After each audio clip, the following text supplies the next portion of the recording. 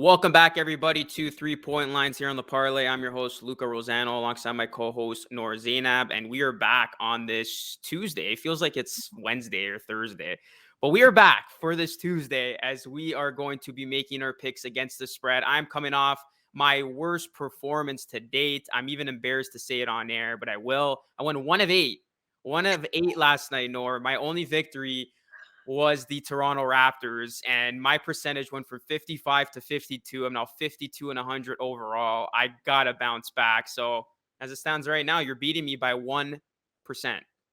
And that's all because of Friday, not yesterday. Because I think we had the same night yesterday. God hates us, the world hates us, something hates us. I don't even know what team let me down. I couldn't tell you. I didn't have the heart to look it up after. I'm like, whoever it is, like, good for you. But everybody else just let me down. Like Miami, I'm like, come on. How are we gonna lose to the Boston Celtics like that? I even picked the Hawks to beat the Raptors because Wow. I was like, shouldn't be a homer, use my logic. Look at the Trey Yeah. Young, look at the Hawks. And no, the Raptors, of course, come back and they win that, which is like a whole other thing. We'll get to the Raptors afterwards too, because they also play tonight. But let's have a look at our first game for the evening. The New Orleans Pelicans and the Detroit Pistons face off tonight, where the Pistons are -2.5 favorites. Any thoughts? Yeah, this could be another trap game. I mean, it took the Cavs to cover that spread against the Pelicans, and then they covered. They had no business covering it, but I think they ended up losing that game by 3. Tonight, they're going to be on the second leg of a back-to-back. They're going to be taking on the Pistons, who are at home. They've been playing much better lately, thanks to Kate Cunningham. I will lay the 2.5 with the Pistons here. I think they will be able to take advantage of a Pelicans team that probably is going to be missing key pieces again, and they're going to be fatigued, going up against a really good Cavs team, a game that went down to the wire. So I like the Pistons in this spot. I think they will get it done, and I'm just hoping they're able to, comfortably win this game, and we don't have any theatrics in the fourth quarter like we did last night. Comfortably in the and Pistons, I don't know. Yeah. Detroit had a day off, just like you mentioned. But the Pelicans are flying into town right now after being beat by Cleveland last night. Again, like exactly like you mentioned. But I think we talked about Detroit earlier too, where they've kind of had a rough season to begin with, but we're almost seeing this Cade Cunningham come to fruition now, right? Like you're seeing how he was the number one overall draft pick, why teams wanted him so badly, and why he's not just someone who can shoot. He's someone who can elevate his team. He's someone who is a great playmaker. He's a very good with the ball and just making the ball move around. And he's been great. Like he's averaged 21 points so far, 6 rebounds, 7 assists per game. That's massive for a rookie who's just coming into his own right now. And they'll also have Grant back, who averages 20 points alone on his own. That should be pretty big for the Pelicans. So I'm not really sure how they can keep up with that.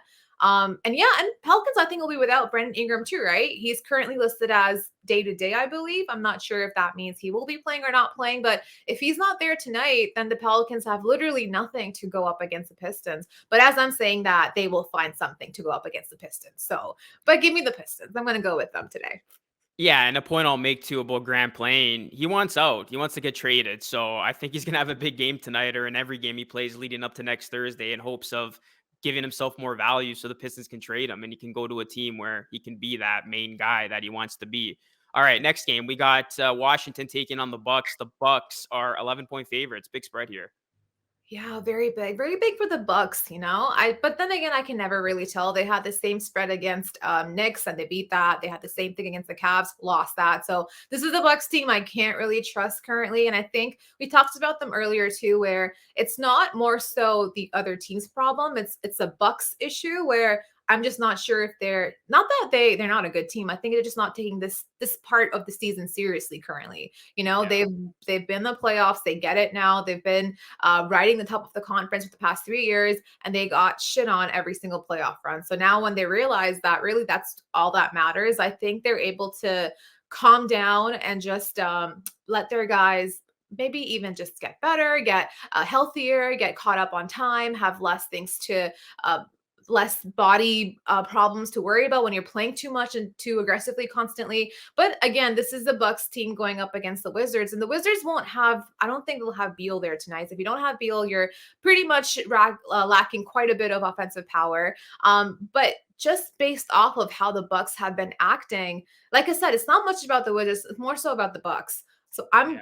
I'm kind of forced to lay the points here with the Wizards just because I don't know if I can take the Bucks to cover that. Even if Beal's not playing, even if Giannis plays, just because even if he's playing, it's more so about the mindset of the team going into it. Are we gonna win? Do we want to win or not? And I think this could be Yeah. a game that they just let go. What about you? Yeah, no, I agree with you. I'm going to take the points here. I think it's way too many points. You look at the Bucks last couple of games. They beat the Bulls by 4. They beat the Kings only by 6. They lose to the Cavs by 6. The only game they covered in recently was against the Knicks, and then Yeah. they got blown up by 36 against the Nuggets on Sunday. So I don't know what's going on with the Bucks. I think what we've been talking about is true. I think this team is just not motivated. They know the regular season is a wash in the NBA. They know they're going to be a top 6 team. There's quite separation between the top 6 and everybody else. So I think this Bucks, we're going to see the true Bucks after the trade deadline. So I don't think they're going to be that dominant Bucks team that just blows the Wizards out of the gate. The Wizards have been bad. They've fallen off, but I can see them maybe making this game interesting. So yeah, I will take the 11 and a half, hoping that we get the Bucks that we got on Sunday and not the Bucks that we saw against the Knicks that covered. So yeah, give me the Wizards here plus Yes, 11. dear. All right, that's us 2 for 2 for now. The other game of the night, we're back in the Eastern Conference with our boys, the Raptors, facing off the Heat. Coming off after that crazy triple OT on Saturday, the Raptors are favored by -3. Are you surprised? Yeah, I'm catching. I caught the Raptors fever. I'm Yeah, I know, going with the just team said that. again. Call me a homer or not. I just can't bet against them right now. And you look at their last 16 against the Heat, they're 12-4 at Oh, home when playing Miami and the Heat. They're not a very good road team. They got blown out by the Celtics last night. Now, granted, they were missing a bunch of key pieces like Butler, Tucker, and Lowry, but only 14-13 away from home this season. And the Raptors are 12-2 against the spread in their last 12 home games. There's going to be a little bit of fans coming back for this one. We don't even know if oh. Butler's going to be available or Tucker. I don't think the game reports come out yet. Kyle Lowry's probably not going to be available for this game as well. He continues to be out. But I like the Raptors. They are playing very well right now. Fred VanVleet caught fire again last night. And then how about Gary Trent Jr.? Headband Gary Trent Jr. is something different. 4 straight games with 30 plus points. And I think he'll keep it rolling tonight. And Siakam's defense has been great. The Raptors have an incredible starting 5 that's clicking on all cylinders right now. It doesn't matter how many minutes they log. This team continues to find ways to win. So I think they do it again tonight against the Heat. Speaking of Gary Trent and you mentioning his 30 plus points in 4 games, the last player to do that was Kawhi Leonard in 2019. So, I mean, I don't know if that bodes well for your playoff run this year, but I'm feeling pretty good about it. But honestly, just like you mentioned, I think it's time to believe in this team. I've tried to be a non-homer. I've tried to be logical and just be like, you know what, this may not be the team. This may not be the year for them. But what the one thing they keep doing that I feel like I was kind of putting them in the disadvantage column for them that actually is an advantage for them is the fact that they can play when they're not rested, when they're Yeah. on back to backs, when they have limited people. Like you're on playoff rotation schedule right now for the month of January, and you barely have guys there. You're moving 7 straight guys, maybe 8 if you're feeling happy that day, kind of thing. And going through that, you're still winning. And you're winning enough that you're back in playoff contention and playoff conversation. So that to me tells you everything. I feel like almost all those late game comebacks, pushbacks that we saw that clearly is just so stressful to watch and you want to pull your hair and grind your teeth at that point. But I think those are going to be very beneficial for them just down the playoff run, especially for Scotty Barnes, right? For someone that's so young, for someone's first year in the league, who's already playing like an actual NBA player, is not really playing like someone who's a rookie, right? He understands, he reads the floor very well. So I think these moments are so massive for him. And yeah, like you mentioned, the Heat are not going to have probably not Butler, probably not Tucker, probably not Lowry. And what after what they did last night against the Celtics and just this Raptors team and what they're able to do, I'm forced to go with the Raptors. Like if I don't pick them today and if they win today, I don't think I can call myself a fan anymore. So I'm gonna have to go with the Raptors. Yeah, I think this is the first time you're betting on them. I feel like Let's every other time we've done a show, you've gone against them. I don't know if it's good omen or bad omen that we're both on the Raptors, but hey, we'll find out. And I do want to make a quick program. Noor and I will be back on air later on tonight. We're going to be playing a fun game. First team to 10 wins. We're going to both pick a side, and then whichever team gets the 10 first will win. So we'll be back tip off, right? 7:30 the game starts, so we'll be on air for that. Should be fine. On the dot. It'll be really, really fun. I can't wait. All right. The next game after this one is going to be the Nuggets and the Wolves, where the Wolves are favored by 5 points. And the Nuggets might not have Jokic for this one. Are you laying it?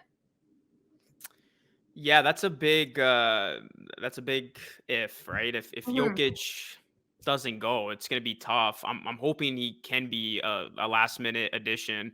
I'm gonna go with the Nuggets for better for worse. This is gonna be the exact same situation as that Miami pick from a night ago, where I'm banking on guys being available to play. But I really like how this Nuggets team is looking right now. I think they've won 6 in a row, 28-21. They're moving up the standings. They're coming off a beating against the Bucks. And outside of Jokic, who had 18, 15, and 9 last game, you got guys like Gordon stepping up, Will Barton, Morris. These guys are all chipping in nicely. And how about a guy like Forbes from off the bench? He's a guy that's injected some offensive firepower to this Nuggets team that continues to miss Jamal Murray and hopefully can come back soon for their playoff hopes. But I do like the Nuggets. I think they're playing with great momentum. Their defense has been really sound. And you got to credit this team. Started off a little shaky, have dealt with a ton of injuries to their main guys, Murray, Michael Porter Jr. But here they are in the middle of the pack in the West. And as long as Jokic is out there healthy, this is a tough team to beat. I mean, he's been playing unbelievable basketball, and guys around him are starting to step up, which is good to see because before it was just a Jokic show and he wasn't getting any help whatsoever. But key guys are starting to step up as role players for the Nuggets. So I will go with Denver tonight. Yeah, he's playing like his MVP form already. Like he just wants to win it again this year. My only thing is if he's not playing for this one, I'm just not sure how they can fare against a tall Wolves team that looks like that. Like, how do you go up against Ant and Anthony Edwards? I know you're also might not be seeing D'Angelo Russell on that team, but I feel like it's gonna come down to the role players of the Nuggets, just like you mentioned. Aaron Gordon, Austin Rivers, they'll have to come through and really produce on the offensive end. I just don't know how I feel about them being without Jokic for this one. And I obviously am a homer for the Wolves, so I might have to go with the Wolves here. But I can see why it'd be a close one. If Jokic is playing for this, I think then you're gonna cover this one easy, no problem. Yeah, that's a big if. And it's crazy. These games, you got to wait till tip off to truly know who's starting or who's not. So we'll see what happens there. All right, next game, we got another big spread, this time in favor of the Bulls, 8.5 against the worst team in the NBA, the Orlando Magic. Are you laying?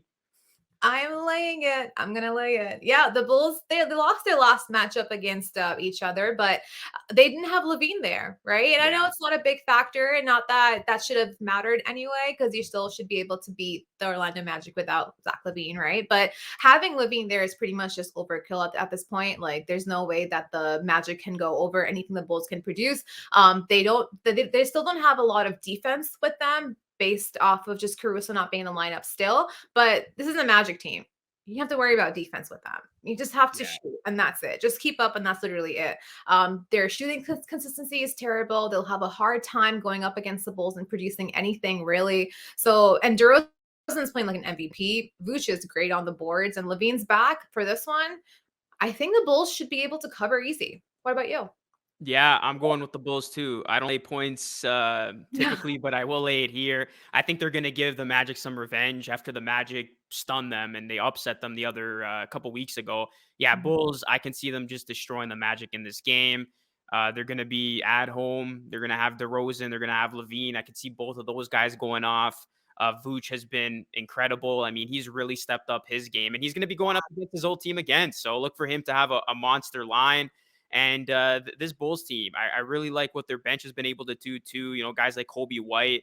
Are they going to go out and add another bench piece? I think this is a team like the Raptors that could use some extra bench help, take off some of that pressure off the starters, especially with a guy like Caruso still out with injury. But yeah, as tonight goes, Magic defense, good luck trying to stop the big three of the Bulls. I think they're all going to have a big game. Give me the Bulls big. I like it. -8.5. You heard it here first. You win some money tonight, you owe us commission. Yep. On the other side, Western Conference, Warriors and Spurs, where the spread is -2.5 for the Warriors. Are you surprised? Yeah, this could be a trap game though, and I can see why it's only 2. I mean, the Warriors have won 6 games in a row. They're starting to click again, 8-2 in their last 10. But San Antonio, when they show up, it's at home. For whatever reason, they just up their game at home. They have some nice wins this season. I'm gonna go with the Warriors though. I don't think this will be a trap game. I think the Warriors will do enough on the road to just win this game by, I can see like it being a close one, like anywhere from 4-8. So Yeah. I will take the Warriors. Steph had a nice game against the Rockets. They're able to take a care of business against them. They will be on the second night of a back-to-back going to San Antonio. And Greg Popovich loves to play this Warriors team. But I do see the Warriors, despite they're not going to have Green again. I see them doing enough, and I do see them continuing this win streak. They'll win their 7th in a row. It'll be a close game, but I do like the Warriors -2. Yeah, Clay might be out for this one. You could probably even see Curry resting for this one potentially because they are on what the third game in 4 nights and not back to back for this one too. And the story of the season for the Warriors every single year has been how many minutes is Curry playing, right? So you Yeah, could see his minutes diminish for this one. And Spurs are gaining a bit of a momentum for some reason. Whenever I see them in games now, it's a closer match than you would expect it to be. It's a better team that you thought it is. And that's I think big part due to DeJounte Murray just being who he is. He always has been a great player, even while Kawhi was there. But I think just being able to come on his own and not having to share the spotlight with like someone like DeRozan or Kawhi, he's really becoming a star. And Jakob Pertl, that's a center yeah, that's on a lot of GM's list. Like yeah, I would like to have him back at any point if we could. He's been absolutely amazing. He's so great on the boards, and that's something that really is tough to go up against when you're a different team, right? So I can see why the spread is how it is, and obviously you add Greg Popovich to that mix, you're going to be getting somewhat of a winning team. But this is the Warriors. Steph did drop 40 points last night, so his arm might be turned back on again. He's like, whatever, it's February. Let's shoot, let's get our threes going. So I'm inclined to go with the Warriors here, but I don't know, but a part of me thinks that this could be a trap game for them too. yeah. Spurs could easily win this. But yeah, give me Warriors, Yeah, it seems too good to be true. right? This does have trap written all over it, but we'll see. Sometimes you just got to go with the logical pick. All right, then the final game of the night, we got a good one, the best game of the night. Nets Suns. Suns 6-point favorites. Yeah, I've learned not to not pick the Suns if they have a big spread. They've like just slapped me across the face every single night. The Nets probably are not going to have they're not going to have KD. I think Harden is currently day to day, so you're going to have Kyrie Irving and Patty Mills to rely on.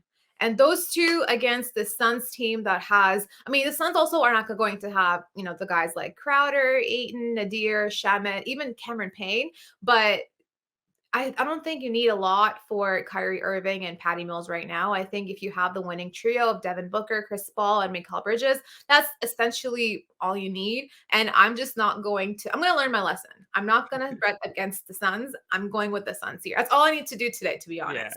And we'll see what No, happens. look, they've been a safe bet. You're doing yourself a good thing by going with them. Hopefully, I'm going with them too. I've fallen into this team's hype again. I mean, they're unbelievable in the West. They're tearing it up. They're 40-9. They've gotten 40 wins before they've gotten 10 losses. Insane. They're on another massive win streak. They've won 10 in a row. They're 21-5 at home. And as long as that big three is there, like you said, this is a team that they find different ways to win. As long as Chris Paul is out there, he's this team's MVP. He just makes everybody around him better. He's the engine. He does all the little things. One of my favorite players to watch. The Nets, they're not the scary Nets with OKD, and they've actually been faltering a little bit. They've lost 4 in a row. They're in 6th right now. Now, granted, they're only 2 games back of first, but having the Nets 6th, I mean, who the hell saw that one coming? This team's just not the same without KD. Role players continue to be out. Guys like Joe Harris. I think they're going to run into another obstacle here. And the last time these two teams met, the Suns beat them in Brooklyn, and KD did play in that game. So when the True. Suns are tearing it up, when they're on these winning streaks, like Noor said, you learn not to bet against them. So give me the Suns here at -6. Honestly, it's a big lesson of life. This is just a team that I remember watching them every single game that they had going on. And I would always pick the other team. I'm like, you know what? Yeah. It's a 10-point spread. It can't be the Suns, 10-point spread. And you'll see it like beginning of fourth, there's still like a 5-point difference. They could make a game out of it. But end of the fourth quarter, Suns always kill that deficit. They always find a way to come back and win in like triumphant victory. So I'm not gonna, yeah, we're both not gonna be oldies. We're gonna go with our favorite picks today, and it's the Suns. All right, we'll see how that does. And yeah, hopefully we can both rebound from bad Monday nights. But we'll be back again tonight, guys, with that game to 10. Going to be exciting when the Raptors take on the Heat once again. The first time since that triple overtime thriller on Saturday. But good luck with your picks if you place any bets. And on behalf of myself and Noor, thank you so much for watching. This is 3 Point Lines here on the Parlay. Take care.